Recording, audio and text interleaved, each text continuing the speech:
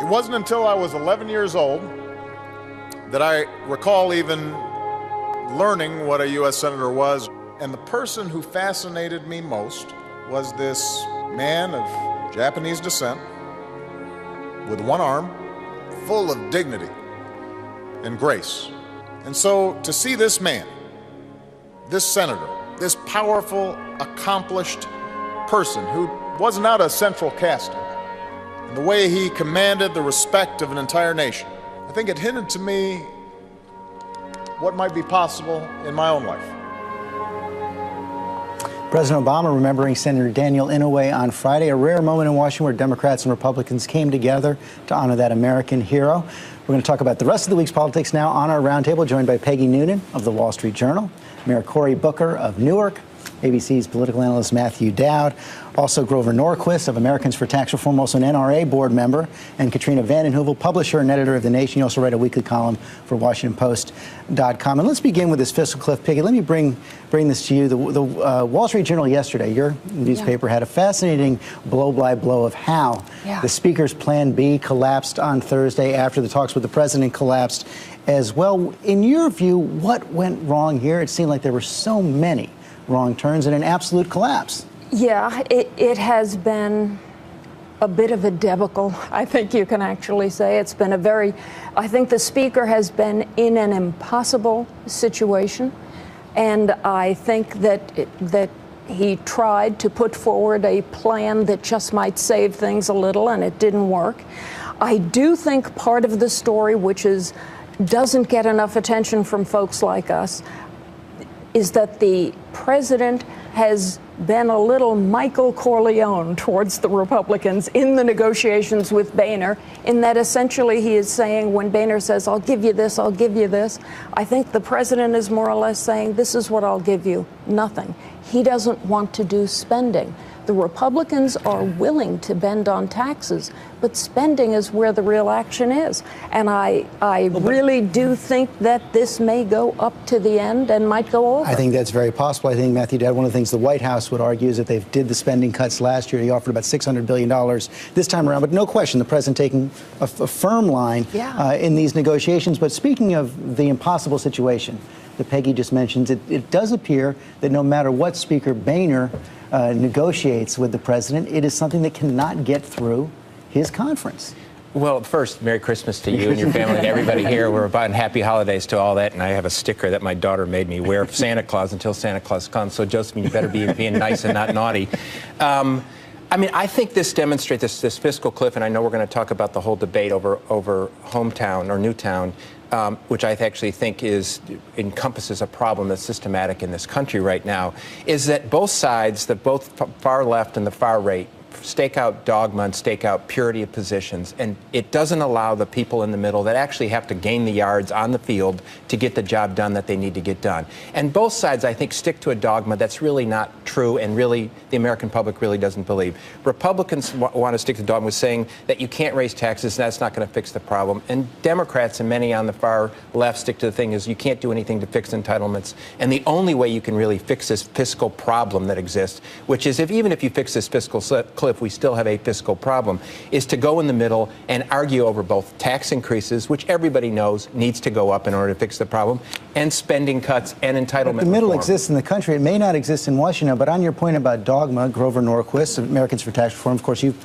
popularized the no tax pledge for many years, but on this plan by the Speaker, which would have allowed taxes to go up and those making over $1 million a year, your group said this wasn't a tax increase, and that still wasn't good enough for a lot of House Republicans. Well, let's understand, there is a plan to actually solve the debt that's been run up, the deficits to continue, the entitlement reform and tax reform to get more pro-growth tax reform.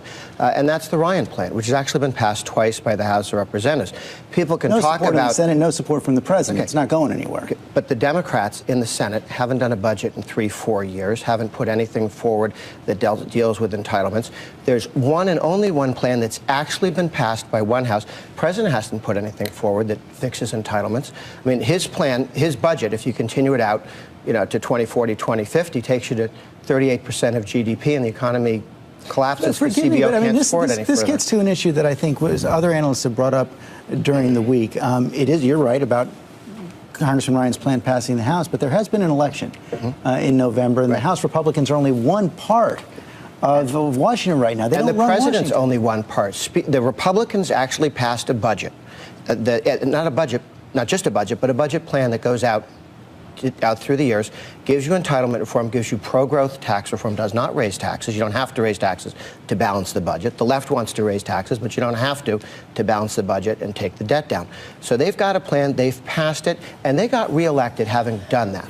The Senate got reelected because they never voted on anything. It's the only way they were able to get reelected. And so they haven't even put something forward. And the president's plan was an outline that the House and the Senate voted against. You can't argue you have a mandate when your own party voted against your budget. Katrina, respond to that. George, there was an election, and Americans voted very clearly for a sense of different priorities than Grover Norquist has stood for. One was that the richest in this country pay their fair share.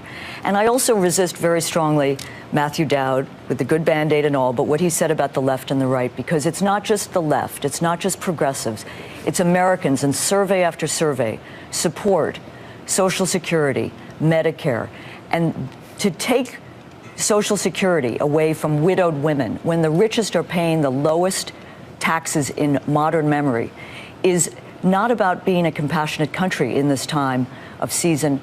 It is about a country that's lost its way. There are good ways to reduce the debt and deficit, but the largest issue, George, is that this is a manufactured crisis. We don't have a short-term deficit problem. We have a jobs and growth problem, and we have a faltering recovery, but we should put off the sequester, put off this grand bargain, come back.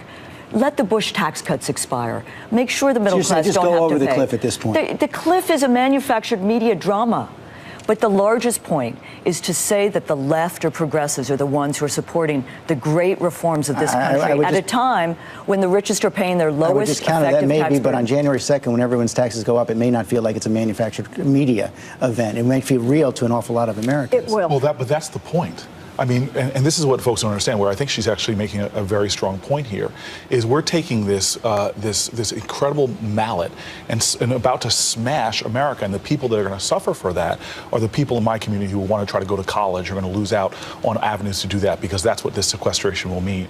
About the FBI agents that will be cut, that are protecting our borders, protecting our nation from challenges. People are going to be cut out on the programs that support the poorest Americans getting access to healthy food and a strong strength for their children. And this is really what bothers me right now, is there is a way forward through this. Well, and there is a way forward, and Peggy, I want to bring this back to you, but it does seem, if you look at the constellation of forces in Washington right now, that the only way that something is actually going to get to the president's desk is if House Speaker John Boehner agrees to let there be a vote on something that will get Democratic votes and Republican votes and probably shear off his most conservative members.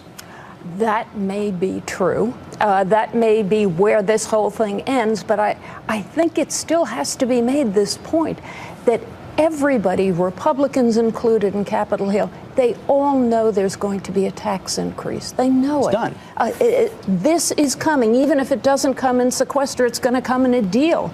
So they all know that. But for two reasons. One, for the seriousness of it, a $16 trillion long-term debt has to be dealt with. And also so Republicans can say, okay, we got something, a little fiscal sanity in return for a tax increase.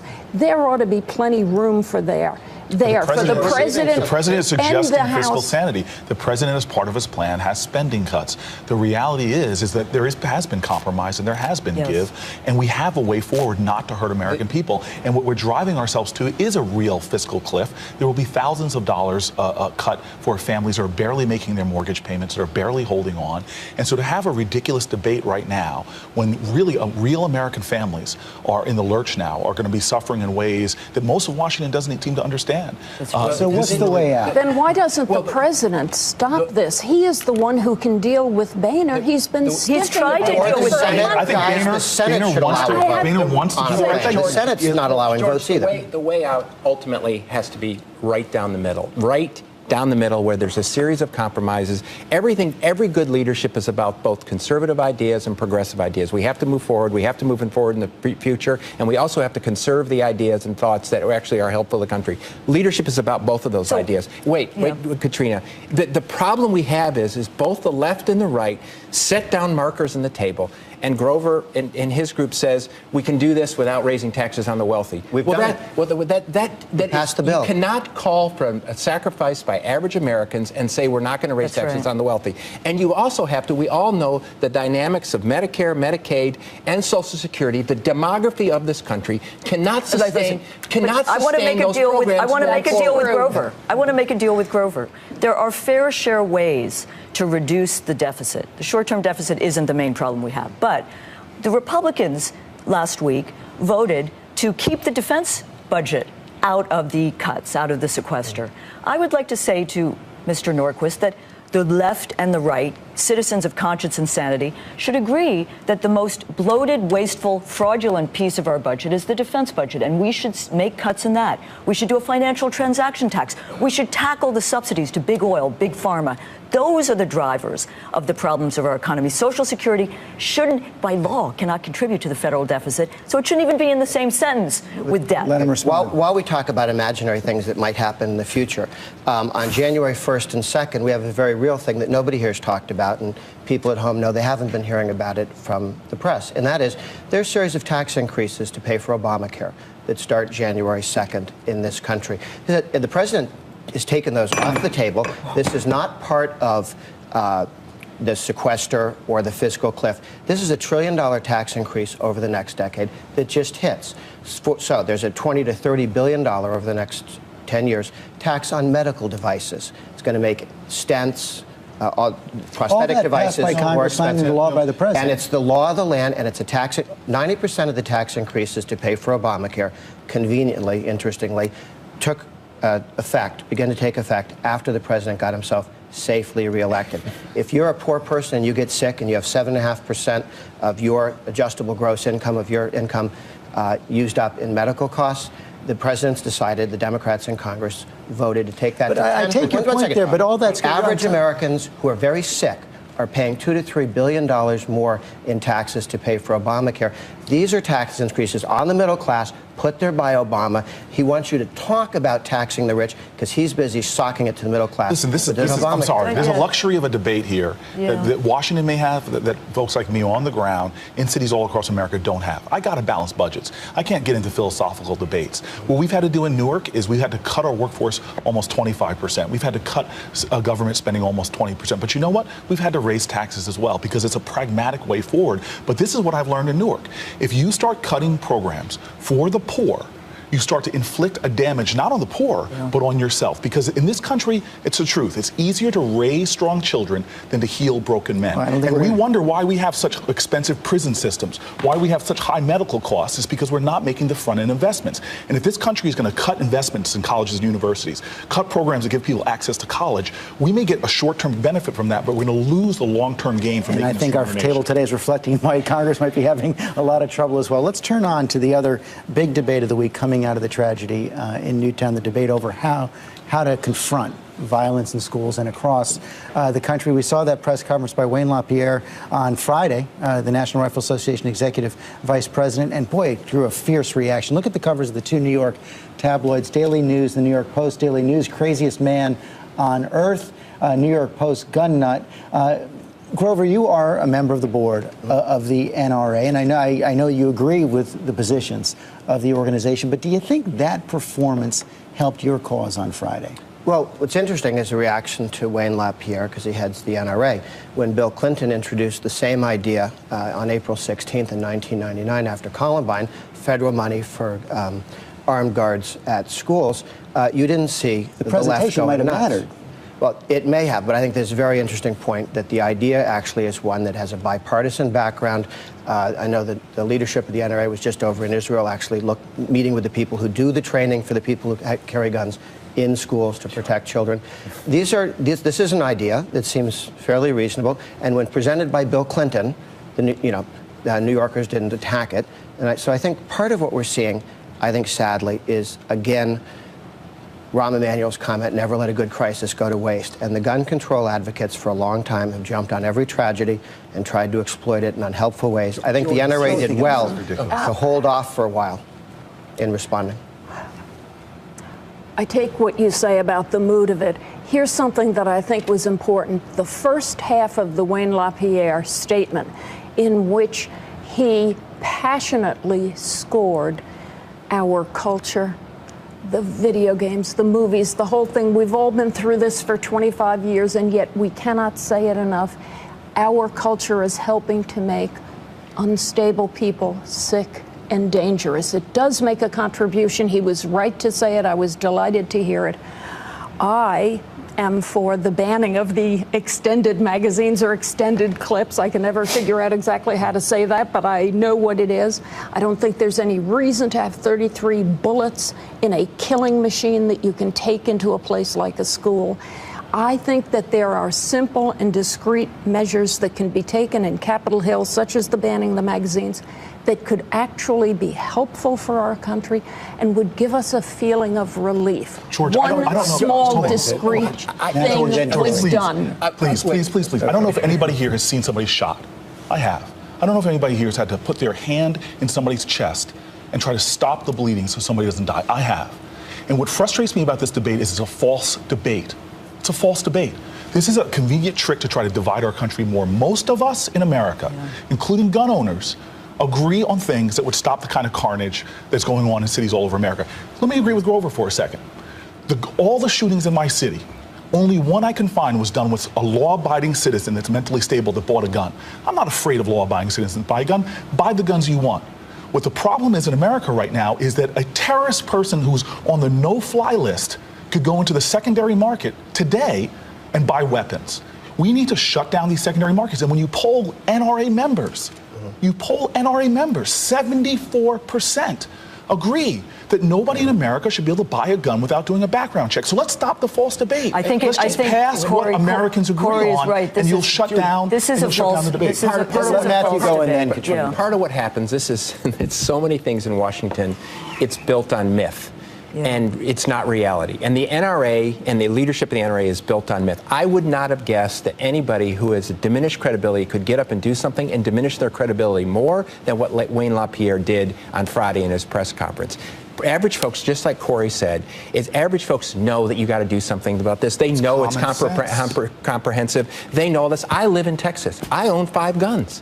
And all the folks I associate with, when you go out hunting, you take your guns and you put them in a safe and everybody goes to bed. The Wild West, everybody talks about the Wild West, almost every part of the Wild West is you checked your guns at the door before you walked in somewhere in a Wild West town, is the way it used to be. I worked for Senator Benson, who you know and served in your administration. Senator Benson represented Texas. He helped pass the assault weapons ban.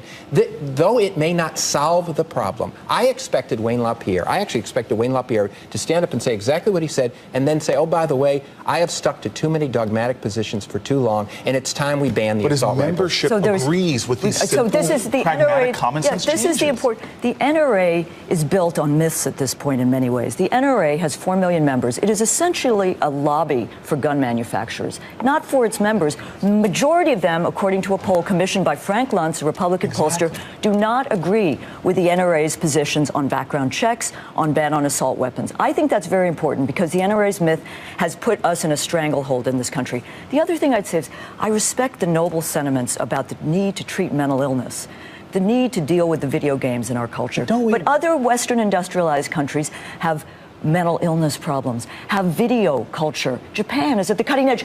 They don't allow access to military assault guns. This is not about freedom. This is about tyranny and destruction. The thing is, it's about all of this. This is what frustrates me. But the problem you can't say it's got to be about one thing and not the other. The problem is the mental illness. The mental illness argument has been used to evade action.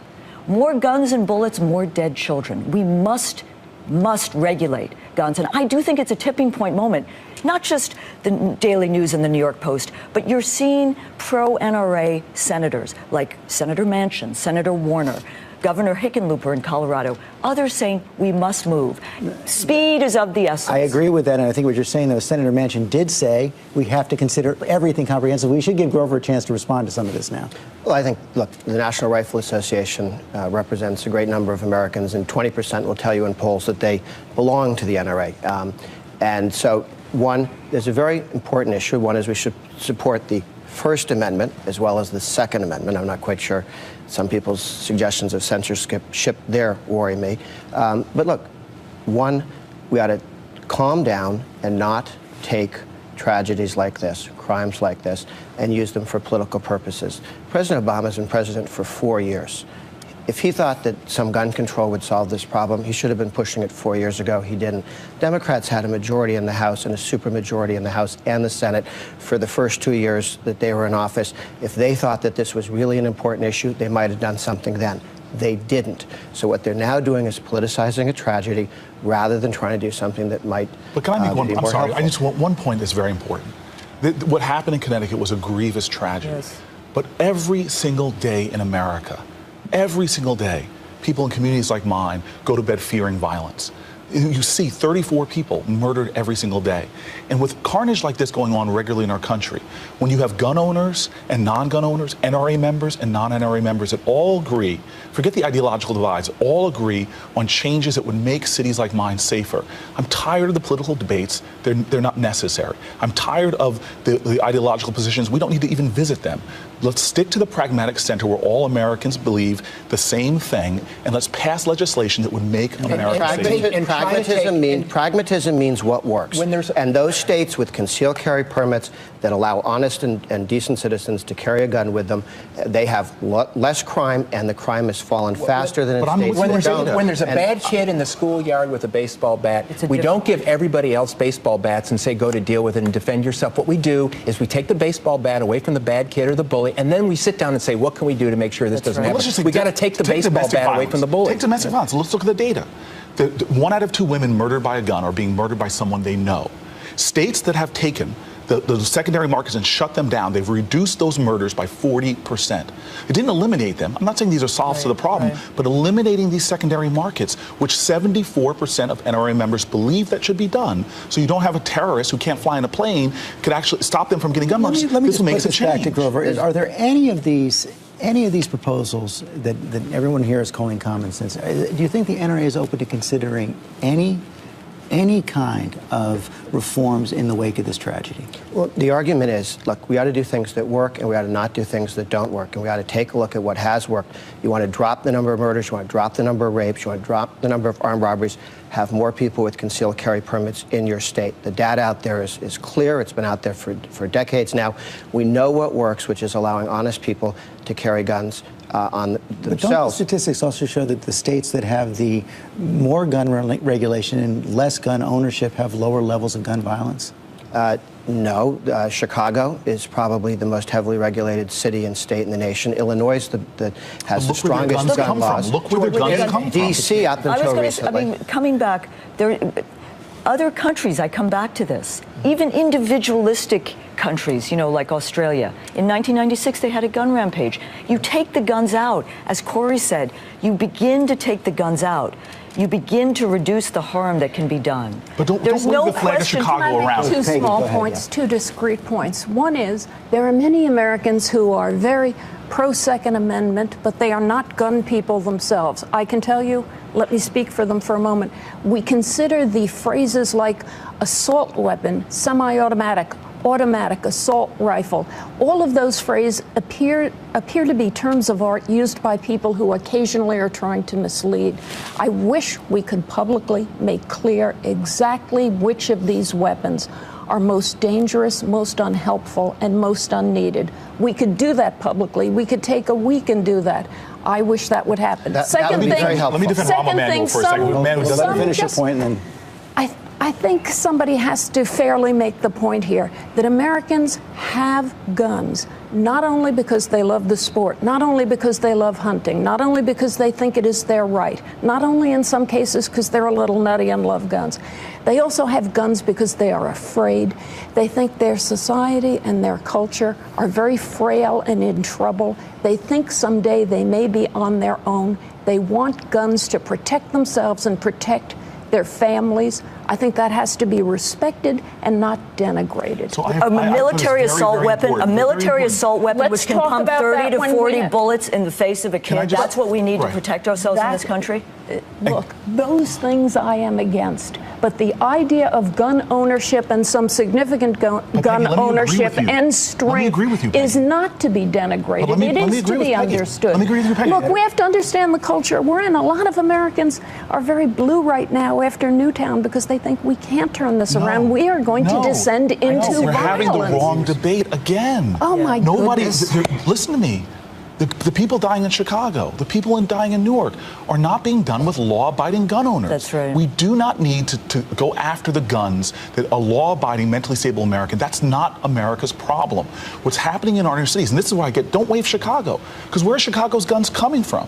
We trace the weapons that come into my city. They're not, and when residents look to me and say, stop the carnage, Cory, what I say is, that the guns we're tracing, I have no power to stop them coming into my city as Rob doesn't coming into Chicago. They're coming from places that have free secondary markets where criminals and gun runners so easily buy weapons and pump them into communities like mine, where it is easy for a person who is a criminal to get their hands on a gun. No person, the NRA included, no person can justify a system in America where somebody like the Mumbai terrorists who didn't use a bomb, who used automatic and semi-automatic weapons that you could so easily get in this country. That's why law enforcement in this country. That's why law enforcement support Cory. We're finding these weapons on our street more and more. My police director, 25-year professional, has never seen as many automatic weapons that are showing up in my community, and they're not coming from law-abiding citizens. They're coming from a secondary trade. Who is using them? Gangbangers? Who's using them? Who's killing people? Criminals are killing people, not law-abiding gun owners. That is going to have to be the last word today. This has been a terrific debate. Obviously, it will continue. Thanks to everyone on the Roundtable. Have a good holiday. And now we honor our fellow Americans who serve and sacrifice. This week, the Pentagon released the name of one soldier killed in Afghanistan. And we'll be right back with a holiday thank you.